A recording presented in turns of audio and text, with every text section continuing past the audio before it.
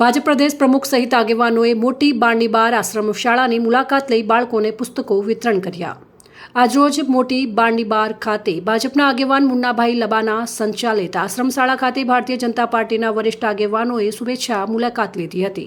આ પ્રસંગે ભાજપ પ્રદેશ પ્રમુખ જગદીશ વિશ્વકર્મા, દાહોદ જિલ્લાના સાંસદ જસવંતસિંહ ભાભોર, જિલ્લા પાર્ટી પ્રમુખ સ્નેહલભાઈ ધરિયા, જિલ્લા પ્રભારી રાજેન્દ્ર પટેલ, જિલ્લા મંત્રી રાહુલભાઈ રાવત, તાલુકા પાર્ટી પ્રમુખ શ્યામભાઈ કટારા ઉપસ્થિત રહ્યા।